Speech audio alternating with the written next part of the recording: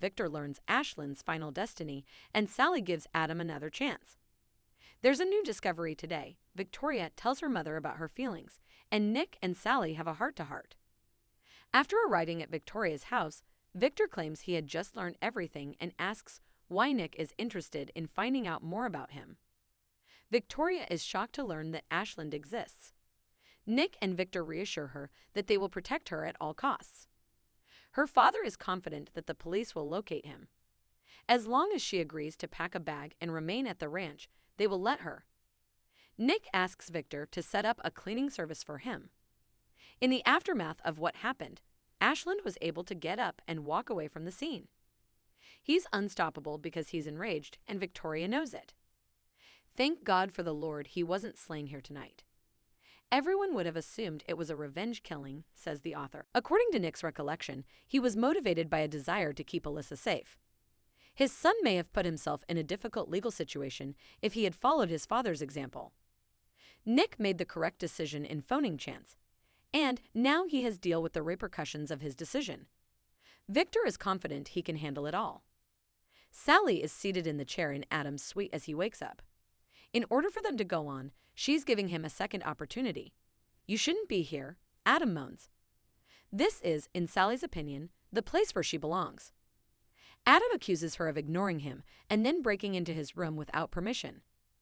Sally says she gave the desk clerk the key after telling her it was their room. She had a feeling he'd be there. Adam is adamant that she is overreacting to where he chose to spend the night. To make her feel he tricked her into liking him, they go back and forth. As far as he could tell, he thought she was too self-respecting to keep pursuing someone who didn't want her. Until they put this behind them, Sally can take whatever he dishes out. There is no future for Adam and her, he declares. Sally sheds a tear. "It's clear to me what we have, and I don't want to lose it." Adam, Sally, Y, and R. Ashland's search is briefed to a cop at Crimson Lights. Chance joins Michael when he arrives. Michael inquires as to whether or not Ashland has been located. So, if that's the case, please let him know. If Victor had sent Chance out fishing, he points out that it is no longer the DA's job to do so.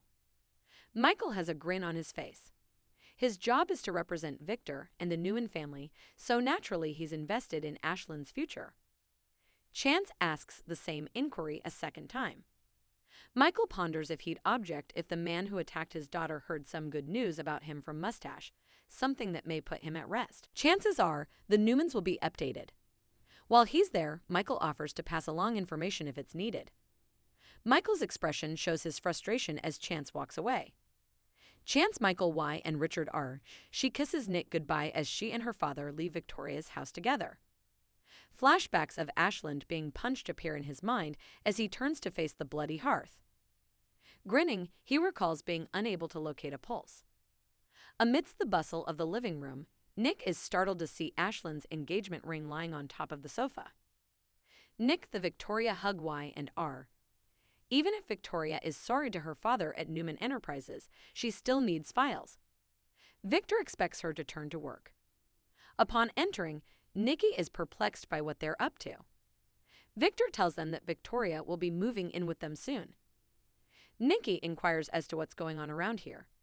When Ashland got to Victoria's house last night, she sighs, Nicholas saved her life. Nikki hopes that Ashland has been taken into custody. Is anyone looking for me? Victor says so. Victoria receives a phone call from Nick, who inquires about the ring. This item is Ashland's. According to Victoria, did you throw it? Nick inquires. No, he returned it to his shirt pocket. Nick can't figure out how it got there. Victoria has no desire to see it ever again. Nick has the ring in his hand and frowns as he contemplates it at Victoria's residence. Adam tells Sally that he didn't mean to hurt her, but she's disillusioned and bewildered by his words. She thinks that being in a relationship with him and leading Newman Media are inseparable. Sally wants love in her life, and she knows exactly why she wants to be with him above all else. Sighing, Adam says there's nothing more to it. Sally brings back memories for him. Despite the presence of her sister and grandma, there was always something lacking. Adam feels she should give them a call right away. Don't dare give her advice, Sally advises. She knows what's best for her. In spite of numerous heartaches and disappointments, she always believed that the right person was out there for her. So that's how I ran into you. After that, that black hole absolutely disappeared. This is our moment, she insists. He doesn't see her as a threat or a hindrance. Sally is adamant that he and she can have whatever he wants. The two of us will get along fine as long as you accept that you still love me. In her heart, she wants to find a way back to her and him. Sally rips Y and R to shreds. Sally's speech moved Adam, but Adam insists he doesn't share her admiration for it. The first time he saw her, Sally reminded him of how he had waited his entire life for her. Adam sighs and accepts that life goes on. Sally's enraged. Despite his best efforts, she is well aware of his true intentions. We both know each other. In the end, I know you'll see the error of your ways, that this is a terrible mistake. The unfortunate part is that Adam won't realize how catastrophic his mistake was until it's too late. Sally is inconsolable, and she's gone on with her life now. In order to prove your argument, I urge you think long and hard about what you will be losing if you let me slip away. Victoria tells her mother about the attack and how Nick got in the way and stopped Ashland at Newman Enterprises. To Nikki's disbelief, she learns that Ashland had been presumed dead until they returned from the outside and found him gone. It's Nikki's opinion that they have nothing to apologize or regret. Because her safety is more crucial than anything, Victor agrees. He steps outdoors when he receives a call. Victoria to reenact the attack, Nikki Y and R. Victor calls Michael on the phone and says, "Are you keeping an eye on Chance?" Mitchell confirms his presence and the fact that Chancellor is still at the coffee house with the cop. Because no one has found Ashland, Victor informs Michael that he doesn't have to stay there. Michael agrees. As Nick enters Crimson Lights, he runs into Michael, who apologizes profusely for the incident. Michael prevents Nick from talking to Chance. "There's something I need to know before you do it." He inquires about Nick's well-being, assuming that he is experiencing a range of emotions himself. Even though Nick wishes Ashland would die, he can't help but feel conflicted about the idea of killing another human being. Michael is adamant that he is not to fault. Nick only wants to find him.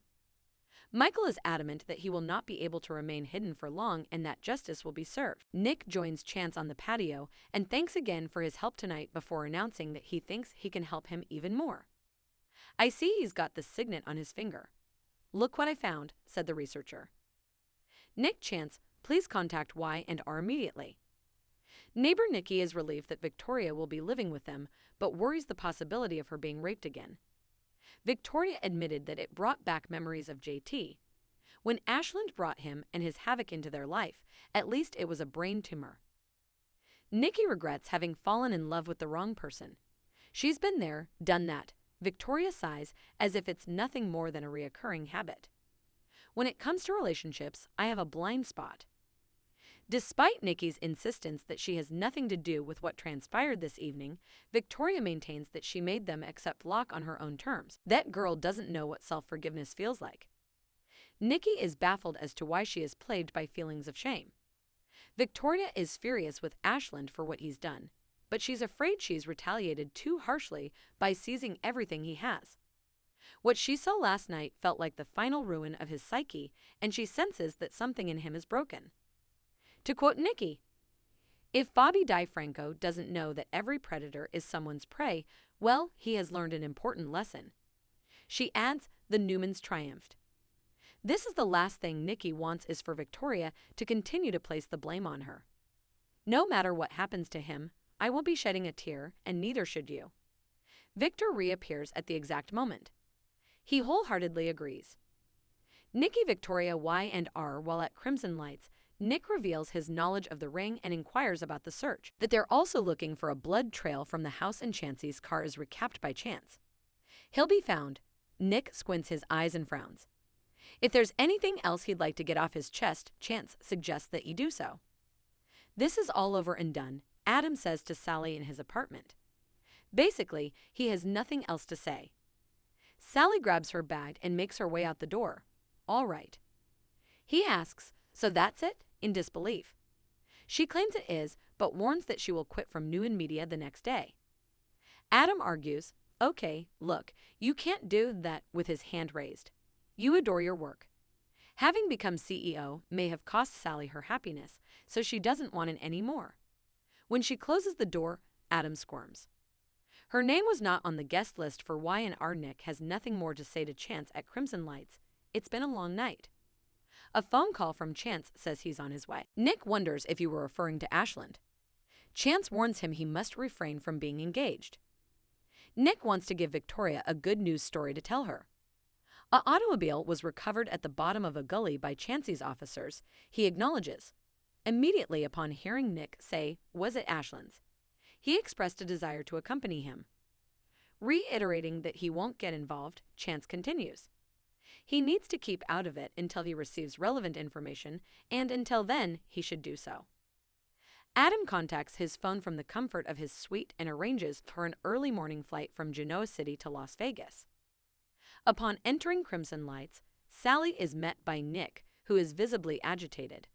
She offers to buy him a cup of coffee when she learns how much he enjoys company. Victor tells Victoria that he's relieved that she's safe at Newman Enterprises. Michael has shown up. He feels terrible for what's transpired. Michael shuts the door behind them as Nikki and Victoria leave. Victor inquires, are there any new developments? When Michael's squad learned that Chancey's henchmen had spotted Ashland's car, they alerted him. Was Ashland in there? Victor inquires. Michael simply shakes his head in agreement. Good, Victor responds.